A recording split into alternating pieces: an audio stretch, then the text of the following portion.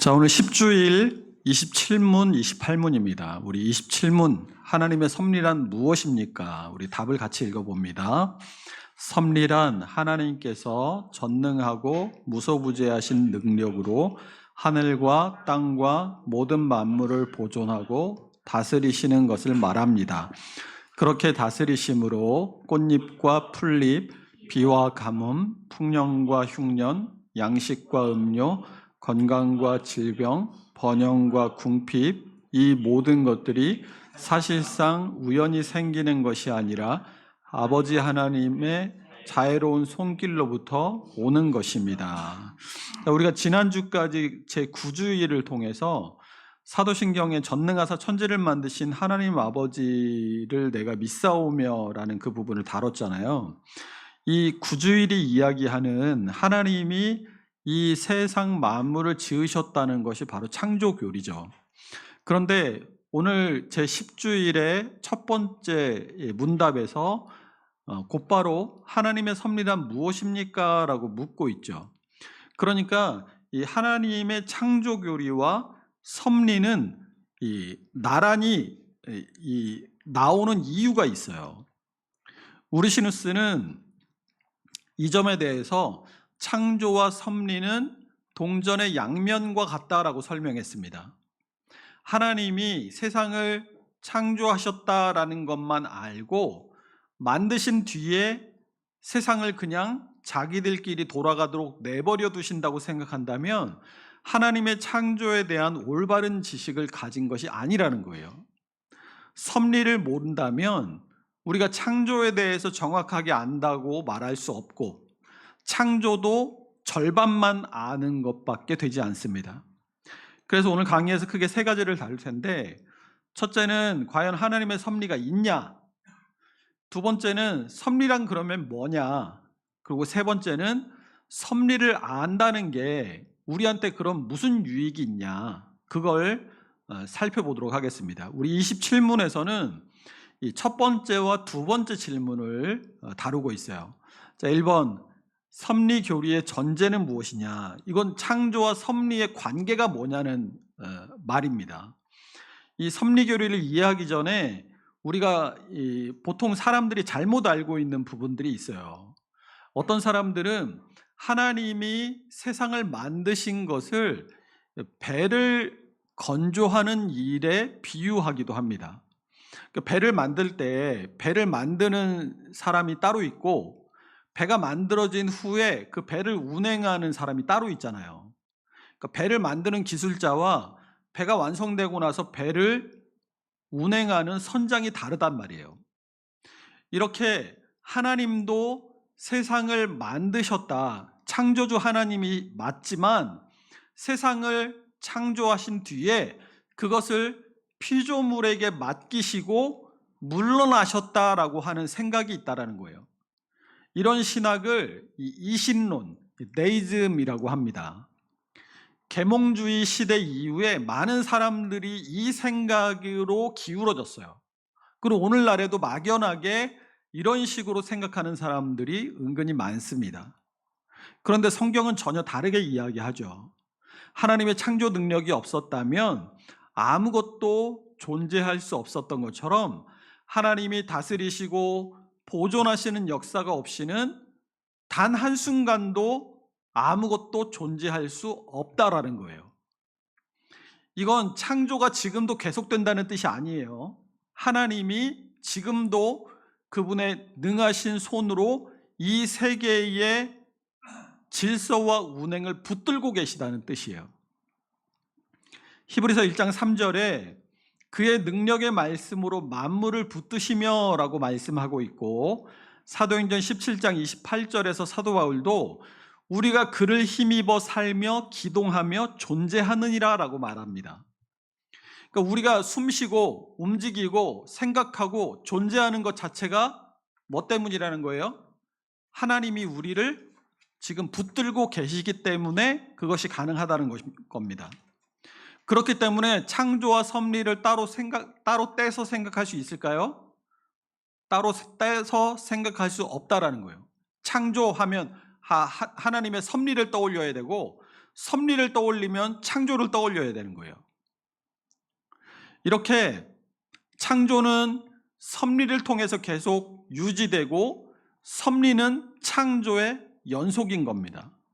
그래서 창조와 섭리 이 두 교리를 함께 붙잡을 때 우리는 비로소 하나님이 어떤 분이신지, 그리고 하나님이 창조하신 이 세상 만물이 어떻게 움직이는지를 바르게 이해할 수 있게 되는 겁니다.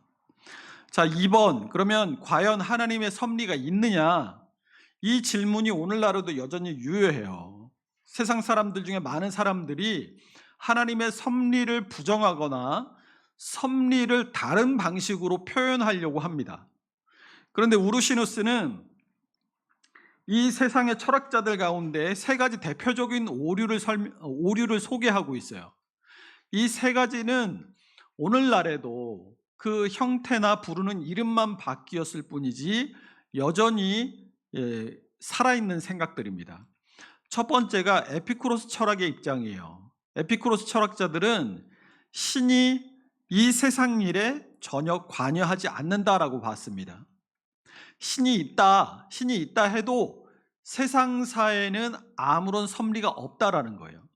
오늘 식으로 말하면 그냥 되는 대로 살면 돼. 우주가 어떻게 돌아가든지 그거 나랑 상관없어. 이런 식의 생각인 거죠. 결국 이 세계가 유지되고 돌아가는 것은 우연이 우연을 낳는 이 우연의 연속이라는 결론에 도달하게 돼요. 두 번째 오류는 스토아 철학의 입장이에요. 이 스토아 철학자들은 신적인 섭리 대신 만물에 내재하는 이 절대적인 필연성을 내세웠어요. 이것을 다른 말로 이 운명, 페이트라고 합니다.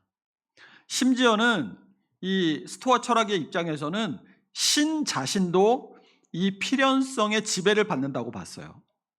이것은 모든 것은 다 정해진 거다, 운명이다, 이런 숙명론적 세계관에 해당합니다.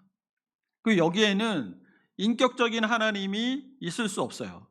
섭리처럼 보이지만 사실 맹목적인 필연만이 존재한다라는 것이 스토아 철학의 입장이었어요.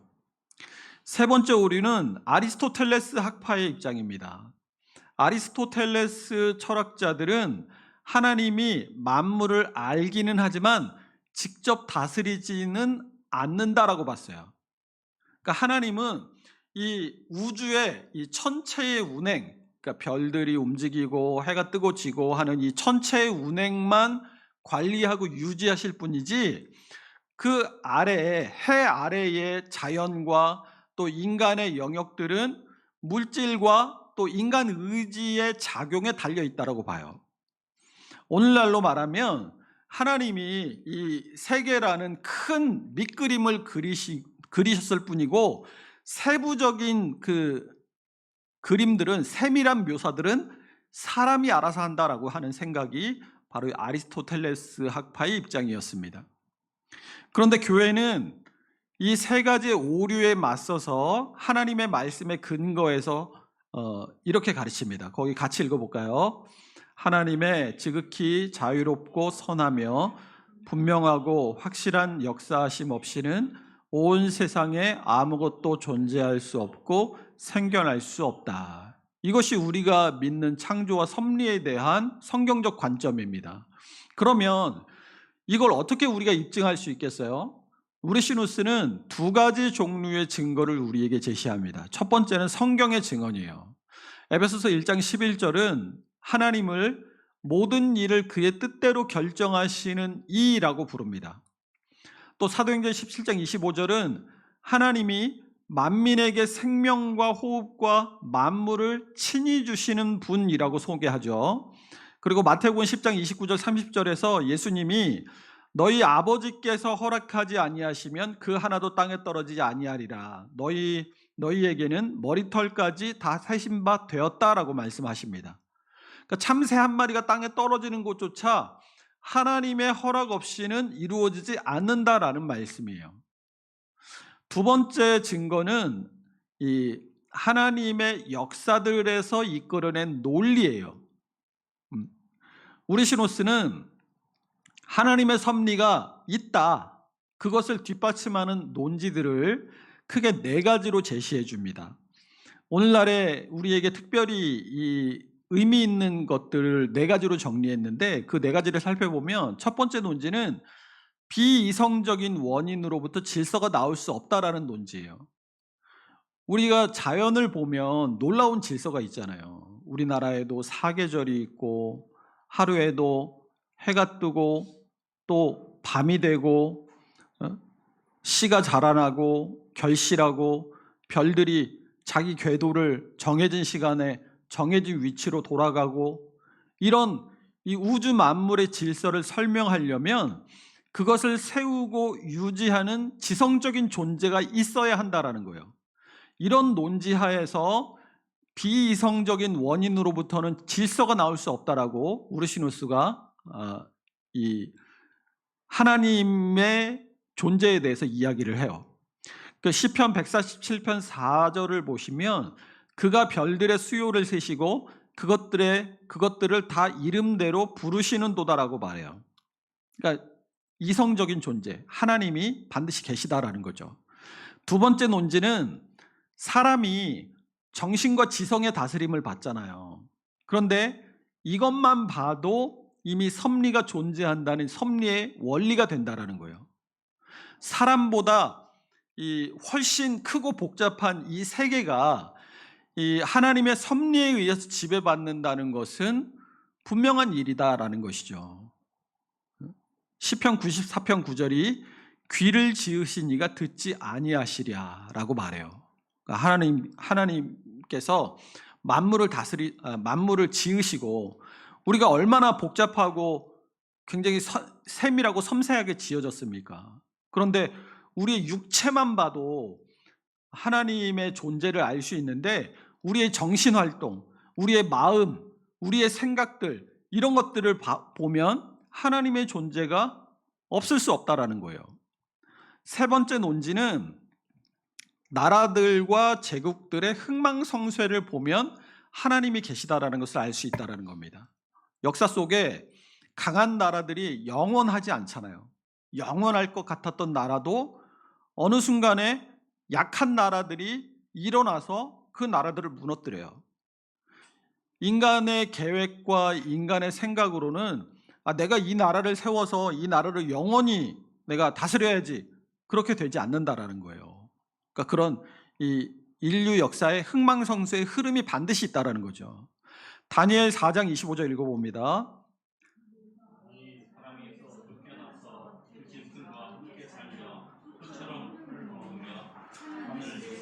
젖을 것이요 이와 같이 7대를 지낼 것이라. 그때에 지극히 높으신 이가 사람의 나라를 다스리시며 자기 뜻대로 그것을 누구에게든지 주시는 줄 아시리이다. 그리고 우르시누스가 하나님의 섭리가 반드시 있다라는 것을 보여주는 논지로 이야기한 것이 예언의 성취입니다. 아직 일어나지 않은 일들을 미리 하나님께서 말씀하시고 그것을 이루시는 분이 하나님이시라는 거예요. 하나님께서 예언하신다는 것은 역사를 그냥 멀리 서서 관여하지 않고 그냥 바라만 보시는 분이 아니라 그 역사를 주도적으로 이끌어 가시는 분이시다라는 것을 예언과 그 예언의 성취를 통해서 발견할 수 있다라는 겁니다. 민수기 23장 19절 읽어봅니다. 하나님은 사람이 아니시니 거짓말을 하지 않으시고 인생을 후회가 없으시도다. 어찌 그 말씀하신 바를 행하지 않으시며 하신 말씀을 실행하지 않으시랴. 이렇게 우르시누스는 하나님의 섭리가 있다라는 것을 성경의 증언, 그리고 이성적인 이 논리의 추론을 통해서 입증하고 있는 거예요. 세 번째, 그러면 섭리란 뭔가?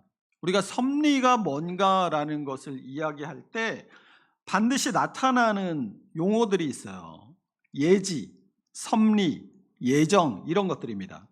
우리가 이런 것들을 좀 많이 이제 헷갈려 해요. 그걸 제가 이제 표로 만들어서 넣어놨죠. 거기 표를 보시면 이 예지란 하나님께서 영원전부터 모든 일을 미리 아시는 지식을 말해요. 하나님이 자신이 어떤 일을 행하실 것뿐만이 아니라 다른 존재들이 행하게 될 일들, 그리고 인간이 죄를 짓는 일들까지 영원전부터 미리 아신다는 거예요. 그러니까 예지는 뭐에 관련된 개념이에요? 하나님의 알에 대한 개념이에요.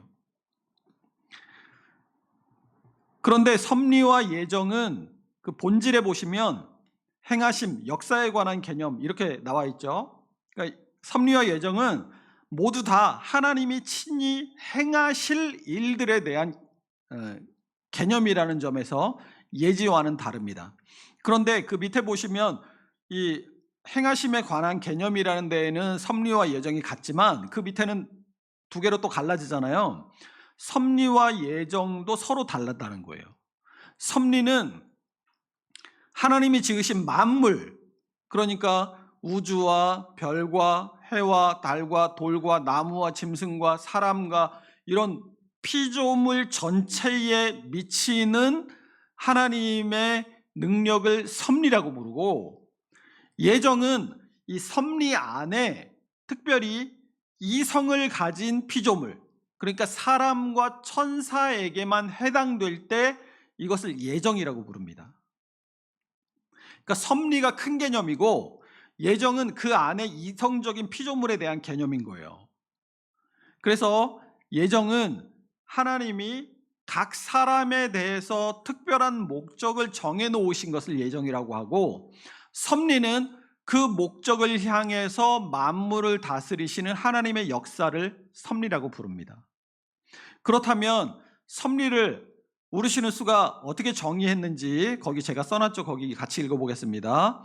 섭리란 하나님께서 그의 피조물들에게서 모든 선한 일들을 이루시며 악한 일들이 행해지는 것을 허용하시고 선하고 악한 모든 것들에 역사하사 자신의 영광과 그의 백성들의 구원을 이루도록 하시는 영원하고 자유로우며 불변하고 지혜롭고 의롭고 선한 하나님의 계획이다.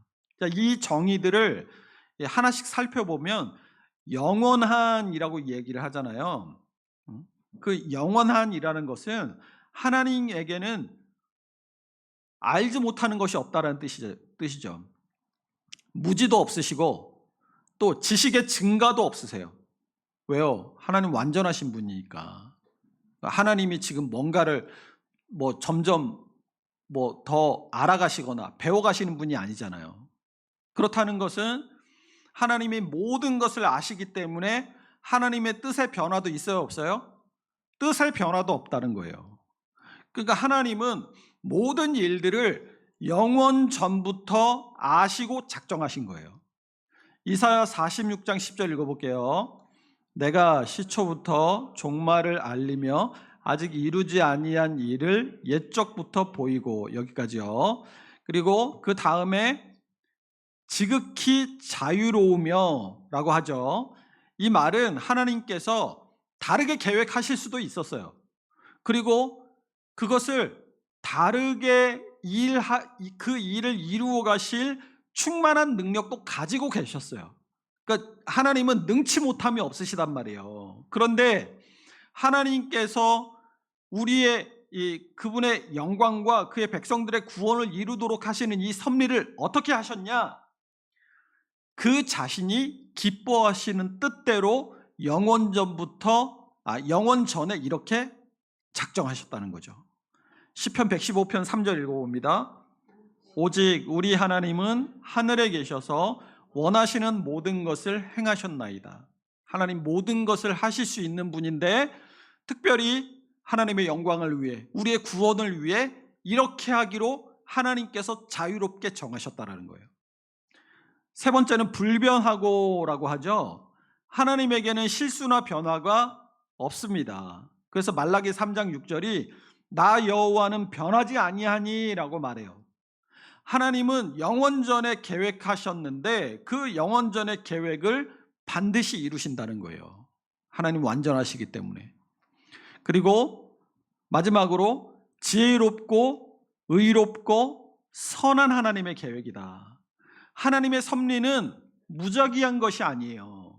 거기에는 깊은 지혜와 완전한 의가 있고 하나님의 계획은 언제나 선하다는 뜻입니다. 그럼 섭리의 범위가 어디냐? 이 섭리에 대해서 정의를 내린 뒤에 자연스럽게 이런 질문이 따라오겠죠. 섭리가 모든 것을 다 아시고 모든 것을 다 정하신 거라면 세상 모든 만물을 다 포함하는 건가? 아주 사소한 것들에까지 하나님의 섭리가 미칠까? 이 질문에 대한 답은 분명합니다. 그렇다라는 거예요. 모든 것이 지극히 사소한 것까지도 하나님의 섭리 안에 있습니다. 선하든 악하든 무슨 일이 일어나든 그것은 우연에 의해서 발생하는 것이 아니라 하나님의 영원한 계획 안에서 일어난다는 거예요. 우르시누스가 이 섭리의 범위에 대해서 크게 일반 섭리와 특별 섭리로 나눴어요. 여러분, 컬러로 제가 예쁘게 그림을 그려놨죠? 이거 챗 GPT한테 그려달라고 하니까 이게 되게 어려운, 복잡하고 어려운 부분인데 이거를 이만큼 원고를 넣고 이거 그려줘 그랬더니 이렇게 결과물을 만들어내더라고요. 그래서 우리가 잘 하나씩 살펴보면 이해할 만한 그런 그림으로 작성되어 있습니다. 그러니까 이 도표가 우르시누스가 설명하는 섭리의 범위를 한눈에 우리에게 보여줘요. 먼저 일반 하나님의 섭리, 그리고 이렇게 갈라지죠. 일반 섭리와 특별 섭리로 갈라지잖아요. 먼저 일반 섭리는 하나님께서 온 세상과 모든 피조물을 보존하고 다스리시는 역사예요. 해와 달의 운행, 계절의 변화, 비 오고 가뭄이 들고 흉년이 들고 풍년이 들고 동물과 식물이 생장하고 나라들의 흥망성쇠에 이르기까지 모든 것들이 일반 섭리의 영역에 속합니다. 반면에 특별 섭리 쪽을 보세요. 특별 섭리는 하나님께서 특정한 피조물이나 사건을 특별한 목적을 위해 인도하시는 역사라고 되어 있어요. 이 도표를 보시면 특별 섭리 밑으로 이렇게 또 두 개로 갈라지죠. 그래서 특별 섭리는 크게 두 영역으로 나눠집니다. 첫 번째는 피조물에 대한 특별 섭리예요. 하나님은 비이성적인 피조물인 동물 그리고 자연환경도 특별한 섭리를 위해 사용하신다는 거예요.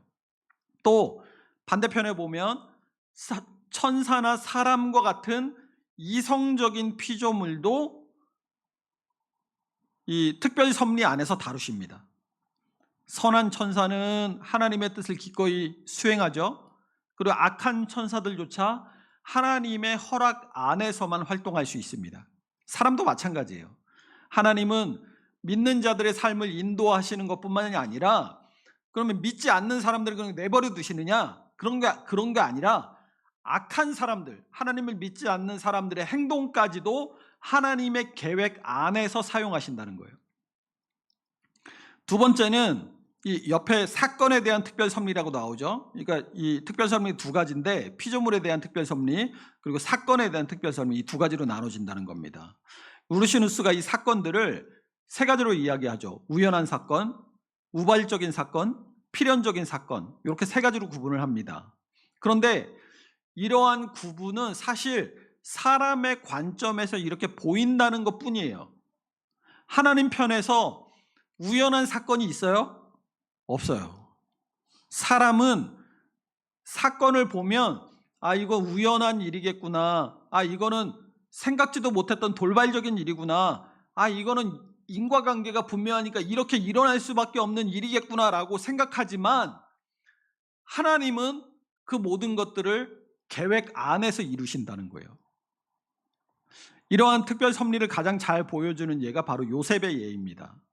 창세기 45장 8절에 보면 요셉이 그런즉 나를 이리로 보내신 이는 당신들이 아니요 하나님이시라라고 말하잖아요. 그리고 창세기 50장 20절에서는 당신들은 나를 해하려 했으나 하나님은 그것을 선으로 바꾸셨다라고 말합니다. 형제들이 배신하고 미디안 상인들에게 팔리고 보디발의 집에서 감옥에 갇히고 그 감옥에서 이 바로의 꿈을 해석하고 또 궁궐에 불려가서 바로의 꿈을 해석하는 그 모든 사건들이 사람의 눈으로 보면 마치 드라마와 같이 우연과 불행의 연속처럼 보일 수 있어요. 그런데 하나님께서는 그 모든 일들을 다 조각조각 난 사건처럼 그 보이는 그 일들을 다 연결해서 이스라엘을 보존하고 살리시는 계획을 세우신 거예요. 그것을 이루신 겁니다. 또 마태복음 10장 29절에서 30절 같이 읽어볼까요? 참새 두 마리가 한 아사리온에 팔리지 않느냐. 그러나 너희 아버지께서 허락하지 아니하시면 그 하나도 땅에 떨어지지 아니하리라. 너희에게는 머리털까지 다 세신 바 되었나니. 이것이 하나님의 섭리의 세밀함이에요. 우주 만물을 운행하시는 거시적인 일들만이 아니라 아주 작은 우리 삶에서 성냥개비 하나 떨어뜨리는 그런 아주 세밀하고 작은 부분에까지 하나님의 섭리는 미친다는 겁니다. 그런데 여기서 중요한 구분이 하나 있죠. 하나님의 섭리는 선한 일들에 대해서는 그것의 직접적인 원인이 되십니다. 하나님이 뜻하시고 그것을 명하시고 이루세요. 그런데 악한 일들에 대해서는 그것의 원인이 되시지 않으세요. 다만 하나님은 악한 일들이 행해지는 것을 허용하십니다. 그리고 그것들을 인도하셔서 하나님의 선하신 목적이 이루어지도록 이끌어 가세요. 이 점이 굉장히 중요해요. 이 세상에 악이 있다고 해서, 어떤 사람이 악을 저지른다고 해서 하나님이 악을 만드시고 그 악을 저지르도록 조장하시는 분이 아니라는 거예요. 그래서 하나님은 악을 뜻하지도 않으시고, 거기다 좀 써놓으실까요? 하나님은 악을 뜻하지도 않으시고 악을 조장하지도 않으시고 그리고 악을 원하지도 않으십니다. 하나님은 악을 뜻하지도 않으시고 악을 조장하지도 않으시고 악을 원하시지도 않습니다. 다만 그것을 허용하시고 그 허용조차 무엇을 위해? 하나님의 더 크고 선한 목적을 위해 사용하신다는 거예요. 요셉의 형제들을 보세요. 요셉의 형제들은 악한 동기로 요셉을 팔았잖아요. 그 분명히 죄예요, 죄가 아니에요? 나중에 보니까 하나님이 이렇게 하시려고 이렇게 이 형제들을 사용하신 거 아니냐. 그 형제들이 그 요셉을 판 건 하나님의 뜻이 이루어지는 과정이었지. 요셉의 형제들이 그 하나님의 뜻이 이루어지도록 그렇게 한 것이 그게 무슨 죄냐. 그렇게 말하는 사람은 하나님의 섭리를 이해하지 못한 사람이라는 거예요. 요셉의 형제들이 악한 동기로 요셉을 판 것은 분명합니다. 그것은 죄예요. 누가 봐도 그것은 죄입니다. 그런데 하나님은 그 죄악된 동기마저도 당신의 선하신 목적을 위해서 선용하신 거예요. 형제들의 행위는 죄였지만 하나님의 섭리는 선한 것이죠. 동일한 사건 안에서 인간의 죄책이 또 하나님의 선한 섭리가 동시에 작용한 거예요. 자, 5번 섭리에 대한 주요 반론들과 그 답변. 섭리 교리를 가르치다 보면 반드시 만나게 되는 반론들이 있어요. 우르시누스가 가장 중요한 반론을 3가지로 해설을 해놨습니다. 첫 번째는 세상에는 혼란과 무질서가 너무 많다. 만약 하나님이 다스리신다면 어떻게 이런 혼란이 있을 수 있냐, 이런 반론입니다. 굉장히 현실적인 반론이죠. 우리가 살면서 혼란과 무질서를 보고 세상에 악함이 너무 많음을 보고 하나님이 이 세상을 다스리신다는데 어떻게 이런 일이 있을 수 있을까, 이런 고민이나 생각들을 안 해본 적이 없을 거예요. 우리슈니스가 이 부분에 대해서 세 가지로 답변했습니다. 첫 번째로 세상에 혼란스러운 것들이 많기는 하지만 동시에 하늘의 운행이나 계절의 변화나 생명의 질서같이 놀랍도록 질서정연하게 유지되는 것들도 많다. 그렇기 때문에 일부의 혼란을 보고 섭리가 없다라고 말하는 것은 성급한 논리다. 두 번째는 혼란 가운데 있는 것들 중 많은 것들이 마귀와 사람들의 악의에서 비롯된 것이라는 거예요. 그런 혼란은 하나님으로부터 온 것이 아니라는 거죠. 세 번째는 어떤 사건을 볼 때 그 혼란 자체는 하나님으로부터 오는 것이 아니지만 그 혼란 가운데에서도 그 혼란을 지켜볼 때 하나님의 지혜와 정의와 질서가 결국에 이루어진다면 그 점에 있어서는 이 세상은 하나님의 다스림을 받고 있다라고 말할 수 있다는 거예요. 그러니까 혼란이 이 극한 혼란과 이 어려움들이 있잖아요. 그런데 어느 순간 보면 그 혼란이 잦아들고 어느 정도 질서가 잡혀가고 그것들이 정리가 되는 것을 보면 이 하나님의 다스리심이 있구나라는 것을 발견할 수 있어야 된다는 거예요. 하나님이 손을 놓고 계신다면 인류 역사가 작은 혼란에서 시작됐다가 어떻게 되겠어요? 더 막 걷잡을 수 없는 세계 멸망을 향해서 이미 가고도 수천 번, 수만 번 갔을 거예요. 그런데 걷잡을 수 없고 도저히 우리가 손 쓸 수 없는 혼란의 상황 가운데 놓였을지라도 그것들이 시간이 지나면서 차츰차츰 잦아들잖아요. 그리고 질서가 잡혀가잖아요. 그런 걸 보면 하나님의 섭리가 있구나라는 것을 알 수 있게 된다는 거예요. 예수님의 십자가를 한번 생각해 보세요. 예수님의 십자가는 사람의 눈으로 볼 때는 극도의 혼란이었고 불의였잖아요. 무고한 예수님이 죄인으로 정죄되었고 하나님의 아들이신 예수님이 십자가에 달리셨어요. 그런데 이 십자가 사건을 하나님의 뜻과 계획의 견지에서 보면 그 사건은 인류 구원을 위한 가장 완벽한 질서의 실현이었던 거예요. 동일한 사건 안에서 인간의 죄와 하나님의 섭리가 함께 있었던 것이죠. 그리고 결국에는 하나님의 섭리가 완전히 이루어지게 됩니다. 그러니까 혼란 속에 있더라도 하나님의 섭리는 반드시 있다라는 거예요. 두 번째 반론은 하나님의 섭리가 모든 것에 비친다면 죄도 하나님으로부터 오는 거 아니냐. 그러면 그 말은 하나님이 죄의 원인이라는 뜻 아니야? 이런 반론이 있을 수 있어요. 우르시누스의 답변은 악인들의 행위들이 죄가 되는 이유는 그 행위 자체가 나빠서가 아니라 거기에 의의가 결핍되어 있고 하나님의 뜻을 따르지 않는 자들의 사악한 동기 때문이다라고 말해요. 네.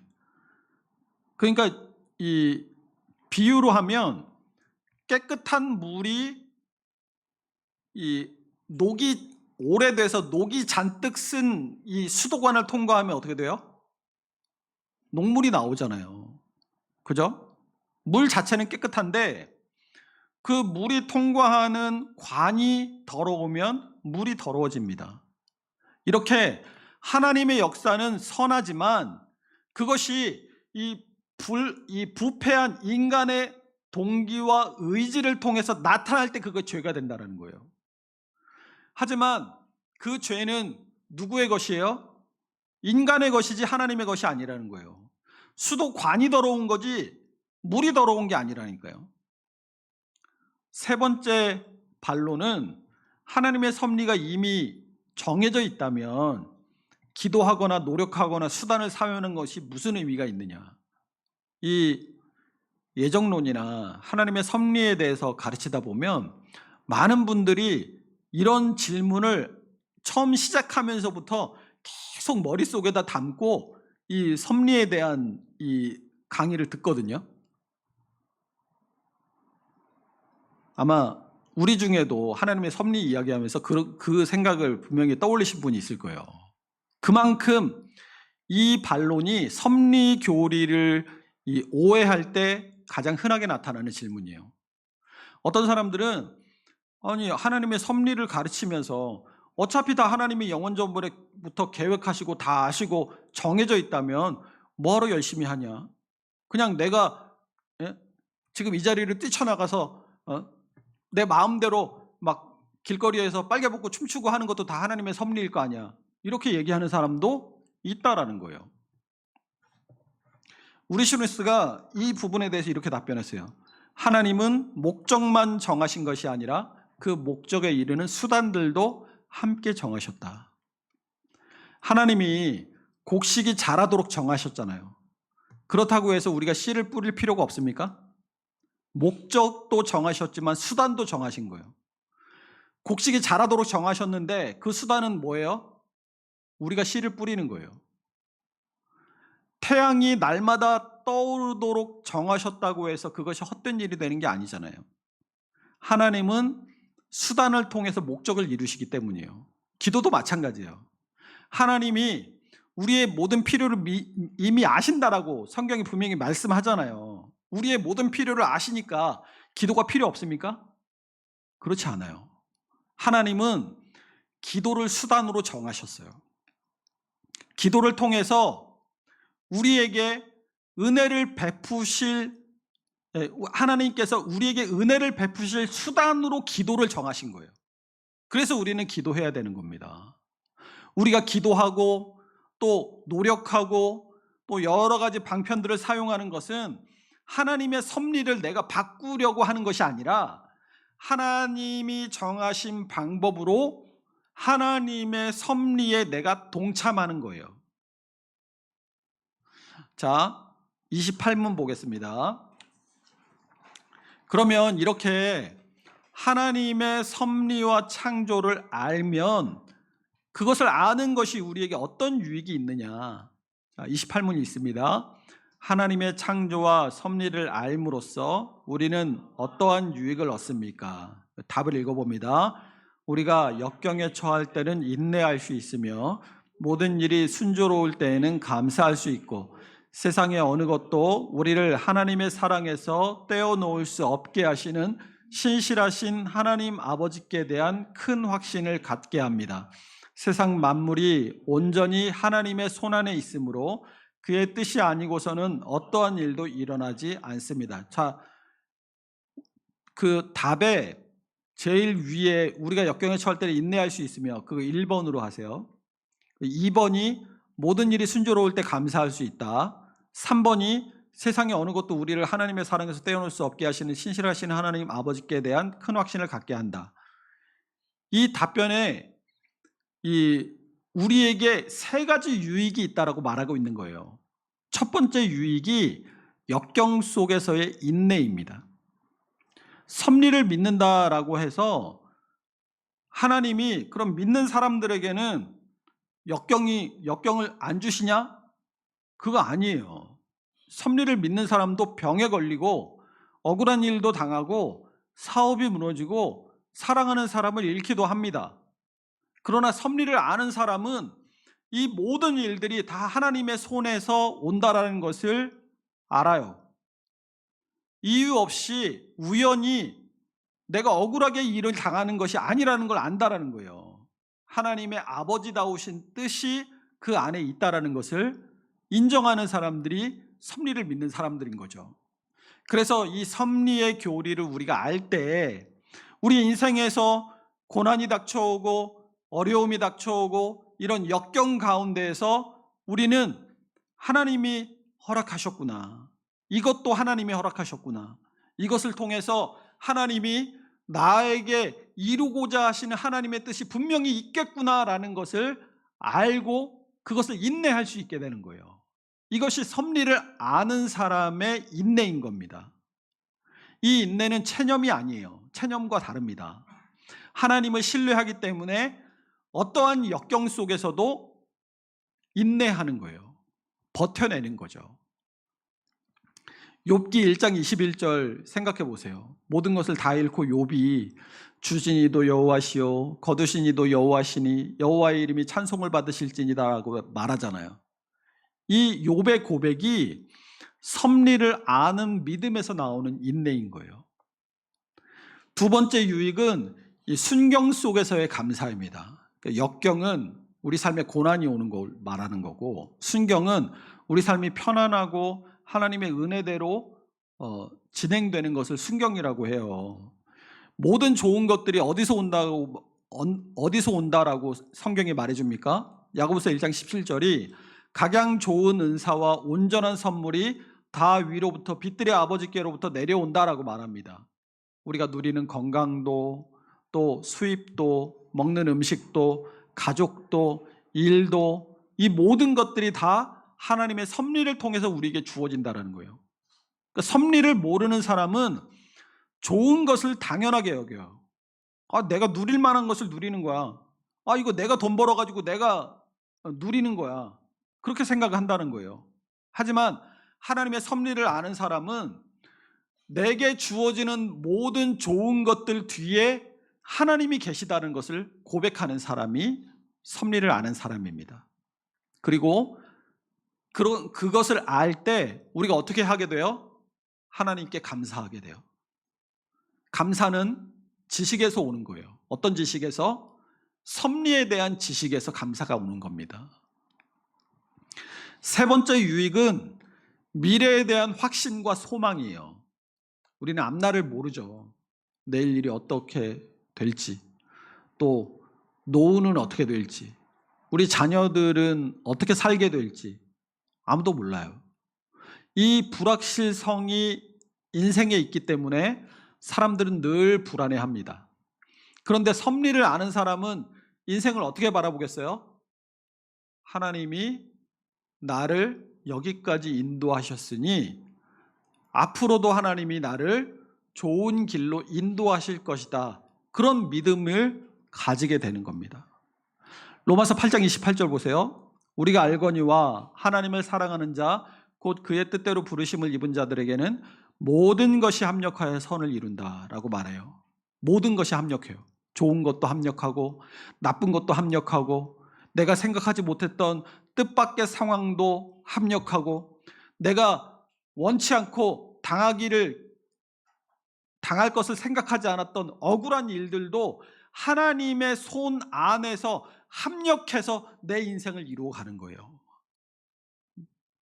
요리문답이 마지막에 뭐라고 얘기합니까? 세상의 어느 것도 우리를 하나님의 사랑에서 떼어놓을 수 없게 하시는 신실하신 하나님 아버지께 대한 큰 확신을 갖게 합니다라고 고백해요. 이 확신의 근거가 뭐예요? 이어지는 문장에 있어요. 읽어볼게요. 세상 만물이 온전히 하나님의 손 안에 있으므로 그의 뜻이 아니고서는 어떠한 일도 일어나지 않습니다. 하나님께서 당신의 섭리로 모든 피조물들을 다스리시기 때문에 그 어떤 피조물도 하나님의 사랑에서 우리를 떼어놓을 수 없다는 거예요. 그래서 사도 바울도 로마서 8장 38절 39절에서 다른 어떤 피조물이라도 우리를 우리 주 그리스도 예수 안에 있는 하나님의 사랑에서 끊을 수 없으리라라고 담대하게 고백합니다. 이 고백에 사도 바울의 이 로마서 8장 38절 39절에 이 고백의 신학적 토대가 뭐냐? 바로 섭리교리인 거예요. 모든 피조물들이 하나님의 손 안에 있기 때문에 어떤 것도 하나님이 허락하지 않으시면 우리에게 닿을 수 있다 없다? 없다라는 거예요. 그걸 믿는 것이 바로 하나님의 섭리교리인 겁니다. 그래서 이렇게 이 섭리교리는 성경 안에만 존재하고 또 우리의 그 생각 안에만 존재하는 이 형이상학적인 개념이나 신학적 이론이 아니에요. 우리시누스는 이 섭리교리가 온전하게 유지되지 않으면 신앙의 모든 진리들 그리고 우리의 경건에 대한 모든 기반 자체가 뒤집어진다라고 말했어요. 그만큼 이 하나님의 창조와 섭리교리는 우리 신앙의 근간이 됩니다. 자, 오늘 세 가지를 반드시 기억해야 돼요. 첫 번째는 이 세상은 우연이나 운명에 의해서 지배되지 않는다는 거예요. 살아계신 하나님, 인격적인 하나님께서 지금도 세상 만물을 붙들고 계시기 때문에 세상은 운행이 됩니다. 두 번째는 하나님의 섭리는 항상 선하다는 것을 기억해야 돼요. 악이 허용될 때에도, 또 내 삶에 고통스러운 날이 올 때에도 하나님의 목적은 선합니다. 왜 그래요? 하나님이 우리를 사랑하시는 아버지이시기 때문에 그걸 믿을 수 있어야 된다는 거예요. 세 번째는 섭리를 아는 것이 우리 삶의 자세를 바꾼다는 거예요. 역경 속에서 인내하게 되고, 순경 속에서 감사하게 되고, 미래에 대해서 나는 가망 없어, 내 인생 이제 이번 생은 망했어, 그런 말이 아니라 이 나의 미래에 대해서 하나님께서 반드시 나를 선한 길로 인도하시리라는 소망을 이 섭리 교리가 우리에게 준다라는 겁니다.